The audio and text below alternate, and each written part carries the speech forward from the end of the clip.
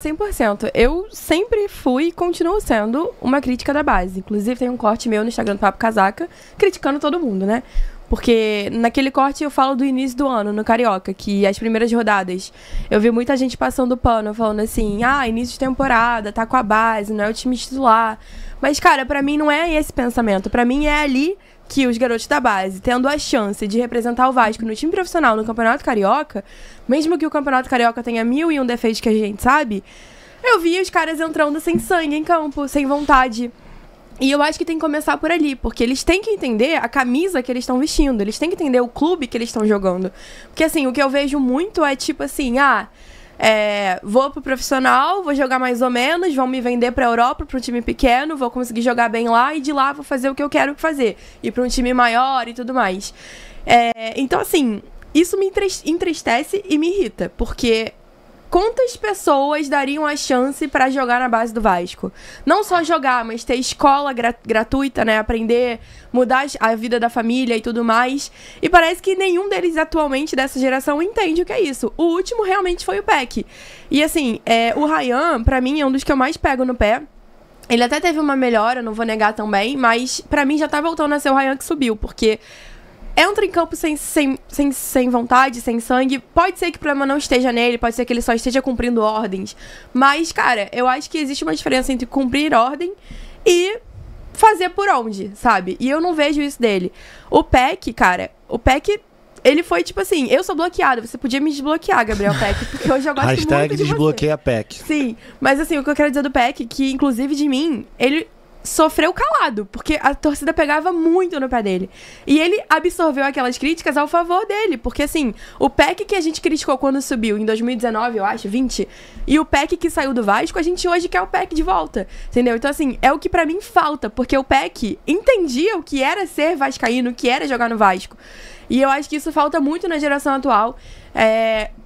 Os jogadores que o Paiva subiu ano passado, o Estrela, o GB, o JP, foram jogadores que eu senti um pouco disso, que estavam ali porque queriam muito e iam fazer super dar certo. Estrela foi prejudicado com a lesão. O JP, eu acho que ele só voltou, né? Desceu pra base mesmo, não teve um motivo específico. O GB, chegaram a a mesma falar que coisa. o JP teve um problema físico, não se especificaram, eu não vi. Se alguém souber, pode mandar aí no chat. Mas era algum problema físico também, e aí aproveitaram pra descer ele pra Copinha, eu acho, pro sub... né? Não sei se foi Copinha, mas ele desceu pro sub-20, com certeza. Pois é, então. E aí, tipo assim, depois o Paiva também não voltou com os meninos, ficou usando o time que tinha mesmo, e o Carille esse ano mal aproveitou. Aí ele traz o Zuccarello, que tipo assim, eu vejo potencial no Zuccarello. Mas aí também, já nessa parte que eu vou falar agora, eu não culpo o Zuccarello, porque o Carille me colocou ele de titular numa semifinal contra o Flamengo, no Vasco atrás no resultado. Então, assim, olha onde joga um garoto. Como se ele fosse a solução. Sim. Porque ele tava ali porque quem era pra estar ali não tava dando conta do recado. Então, assim, nesses pontos eu também entendo que a culpa não é da base. Porque o Vasco pula uma transição muito importante.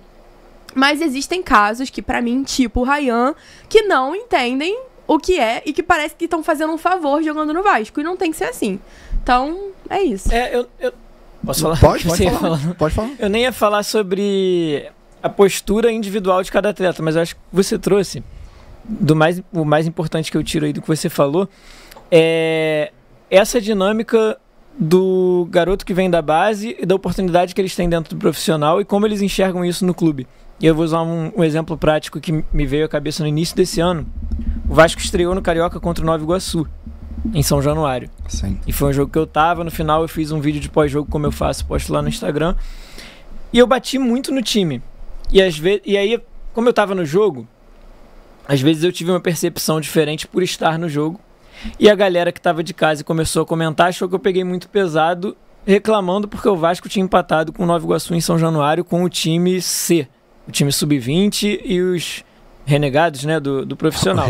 E aí a galera botou lá nos comentários, pô, mas você tá se estressando por causa de Carioca, se estressando porque os garotos da base não conseguiram ganhar do Nova Iguaçu.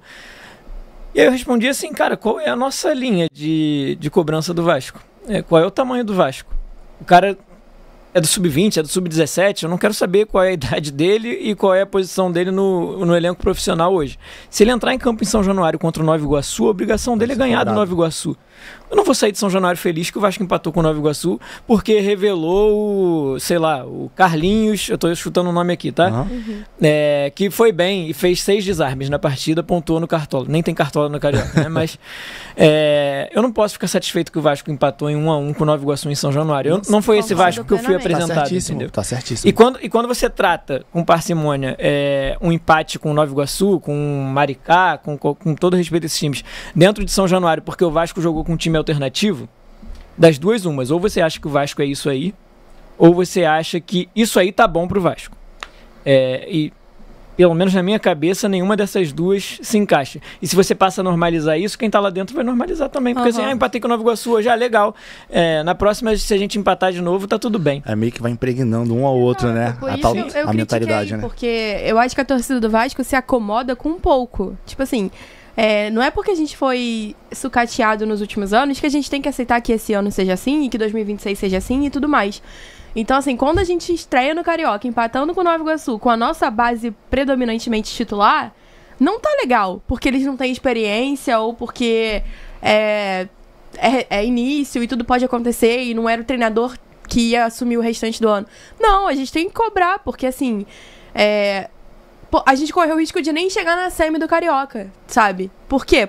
Por os primeiros jogos, pelos jogos mais à frente, quando o titular veio jogar, também não vamos ser hipócritas, mas assim, eu acho que é tudo a forma como a torcida lida com a situação. Eu acho que o Caio foi perfeito nesse comentário. Enquanto a gente aceitar, eles vão aceitar, porque se a gente não critica, não pega no pé, ou se eles estão jogando mal e a gente prefere culpar o profissional do que a base, eles estão entendendo que eles podem ficar errando, que em algum momento eles vão acertar e a gente vai aplaudir. Pra mim, não é assim.